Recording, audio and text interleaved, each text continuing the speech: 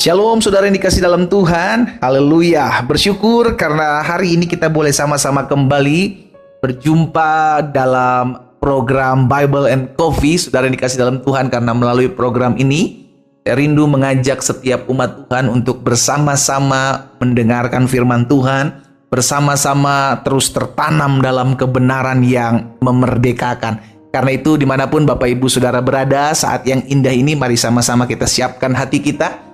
Kita akan mendengarkan firman Tuhan. Kita berdoa, kita datang kepada Tuhan.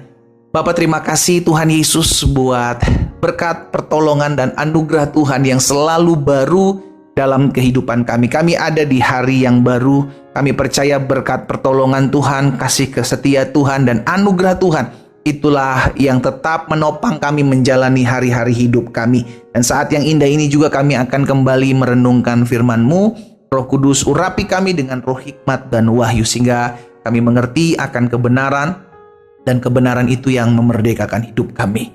Dalam nama Tuhan Yesus Kristus kami berdoa. Haleluya. Amin, amin. Saudara yang dikasih dalam Tuhan, Alkitab mengajarkan kepada setiap kita dalam 1 Petrus pasal 5 ayat 8 dan ayat 9. Perhatikan firman Tuhan ini. Sadarlah dan berjaga-jagalah. Sama-sama bilang sama saya harus sadar. Ada banyak orang nggak sadar kalau hidupnya udah berantakan, sehingga akhirnya nggak ada cari Tuhan gitu loh.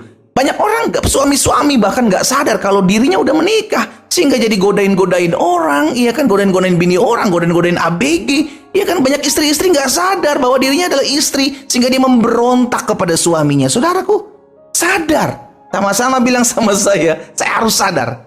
Jangan sampai terlena, jangan sampai tidak sadarkan diri. Sadarlah dan berjaga-jagalah. Selain sadar, maka kita harus berjaga-jaga, waspada, lihat keadaan, lihat sekeliling.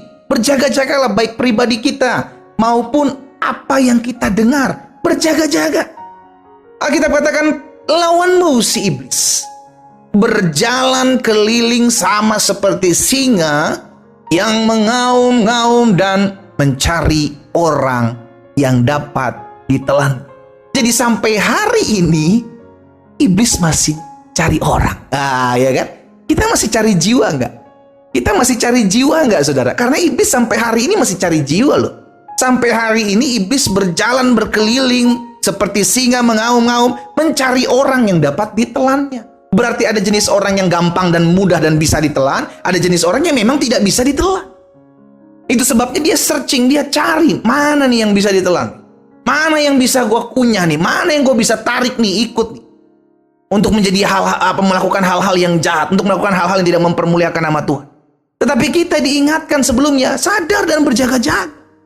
Ingat bahwa permainan liciknya si jahat itu, si iblis itu akan berulang kembali. Makanya di ayat 9 Petrus bilang, lawan dia. Jangan dijadiin teman. Jangan dijadiin sobat. Jangan dijadiin kongsi, saudara dikasih dalam Tuhan. Jadilah lawan buat si iblis. Lawan dia dengan iman yang teguh. Sebab kamu tahu bahwa semua saudaramu di seluruh dunia menanggung penderitaan yang sama. Jadi hari ini kita diingatkan, saudara yang dikasih dalam Tuhan, bahwa iblis masih cari orang sampai hari ini. Jangan sampai kita kemakan. Jangan sampai kita kena jebakan-jebakannya si iblis. Karena saya percaya kisah di Taman Eden itu akan berulang. Saudaraku, di mana Hawa kena jebakan, di mana Hawa kena perangkapnya, tipu dayanya. Nah, itu yang dilakukan hari-hari ini juga, tipu daya. Ya nggak apa-apa lah, sekali-sekali lu berzina asal jangan ketahuan. Itu tipu daya. Ya nggak apa-apa lah, lu main judi, ya nggak apa-apa lah, lu minum-minum mabuk lah, yang penting jangan sampai mabuk. Itu jebakan yang ditawarkan. Sehingga ujung-ujungnya kita jauh dari Tuhan, kita nggak merasa layak. Padahal darahnya yang tertumpah di atas kayu salib sudah melayakkan saudara dan saya. Tapi karena kita termakan bujuk rayunya, sehingga akhirnya kita kena telan oleh si iblis. Hati-hati, sampai hari ini iblis masih cari orang. Jangan sampai menjadi orang-orang yang bisa ditelan oleh iblis. Kuncinya ada 3 yang saya mau bagikan hari ini, yang Alkitab sudah ajar buat setiap kita melalui firman-Nya hari ini. Supaya kita tidak menjadi orang-orang yang gampang ditelan. Yang pertama, sadar.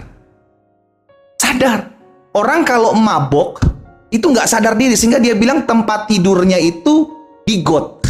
Orang mabok tidur di got, tidur di selokan, saudaraku. Dia bilang ini sofa, ini spring bed, padahal selokan, padahal got. Karena apa? Karena nggak sadar. Nah, orang-orang yang nggak sadar seperti ini, saudara dikasih dalam Tuhan, tidak sadar akan apa? Tidak sadar bahwa dirinya adalah bait kudus Tuhan. Tidak sadar bahwa dia adalah hamba Tuhan yang sudah diselamatkan oleh darahnya yang tertumpah. Tidak sadar bahwa dia adalah seorang imam, seorang suami. Tidak sadar bahwa dia adalah seorang istri. Tidak sadar bahwa dia belum menikah. Akhirnya dia mau berhubungan berhubungan seks sebelum nikah. Tidak sadar. Akhirnya dapat ditelan. Jadi orang-orang yang dapat ditelan, yang pertama syaratnya tidak sadar. Jadi sebaliknya, agar kita tidak dapat ditelan oleh si iblis di hari-hari akhir ini, sadarlah. Sadar bahwa engkau hamba Tuhan. Engkau sudah ditebus, engkau sudah diselamatkan. Sadar. Yang kedua, berjaga-jagalah. Karena serangan itu bisa dari semua sudut. Dia bisa pakai musuh dalam selimut, dia bisa pakai orang-orang dalam kita. Dia bisa pakai orang-orang luar, saudaraku. Kuncinya adalah jaga hati. Sama-sama taruh tangan kanan kita di dada. Sama-sama bilang sama saya harus jaga hati. Baik orang luar maupun orang dalam bisa menyakiti saudara dan saya. Baik orang dalam maupun orang luar bisa mengecewakan saudara dan saya. Baik orang dalam, orang luar bisa merugikan hidup saudara dan saya. Tetapi keputusan ada di saya. Sama-sama bilang sama saya, keputusan ada di saya. Apakah saya mau kecewa? Apakah saya mau mendendam? Apakah saya mau sakit hati? Atau saya melepaskan pengampunan dan berkata, aku mengasihimu. Itu keputusan ada di saya. Karena itu berjaga-jaga, jangan sampai kena perangkap. Karena si jahat ini, cara-caranya itu lagu lama, kaset baru. Iya kan?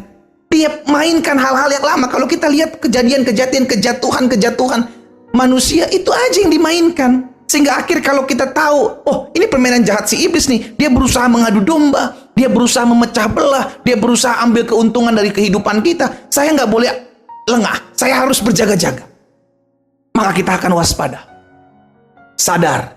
Yang kedua, berjaga-jagalah. Dan yang ketiga, yang terakhir, untuk tidak dapat ditelan oleh si jahat adalah lawan. Sama-sama bilang sama saya harus lawan. Saudara, iblis itu takut loh sama saudara dan saya. Dia takut karena apa? Karena saudara dan saya adalah ancaman buat dia. Dia takut.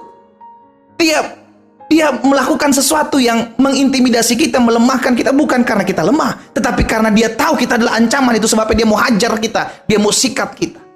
Karena itu lawan. Kenapa lawan? Karena kepada saudara dan saya diberikan kuasa. Tunduklah kepada Allah, lawanlah iblis, maka dia akan lari daripadamu. Amin. Jangan justru diajak berkawan. Jangan, lawan. Sama-sama bilang sama saya kembali, lawan iblis, maka dia akan lari daripadamu. Saudara dikasih dalam Tuhan, tengking di dalam nama Yesus. Sebab nama itu adalah nama yang berkuasa. 3 hal ini saya bagikan buat setiap kita. Hati-hati, iblis masih cari orang untuk dapat ditelannya. Sadar. Yang kedua, berjaga-jagalah. Dan yang ketiga, lawan dia dengan iman. Kita berdoa. Kita datang kepada Tuhan. Bapa, terima kasih buat setiap benih firman Tuhan yang memampukan kami untuk selalu berjaga-jaga. Untuk selalu sadar siapa kami, status kami di hadapan Tuhan. Pada akhirnya kami diberikan kuasa untuk menghardik, untuk melawan, untuk menengking si jahat yang pergi akhir dari hidup kami. Tuhan Yesus, hamba berdoa buat setiap anak-anak Tuhan yang ada dan mendengarkan firman Tuhan saat ini. Tuhan jamah setiap kami, sehingga hari ini kami menyadari bahwa hidup kami harus selalu dekat dengan Tuhan. Hidup kami harus selalu intim dengan Tuhan. Karena kami tahu dunia di mana kami hidup adalah dunia yang tidak mudah untuk kami jalani. Ada iblis yang berusaha mencari jiwa sampai hari ini.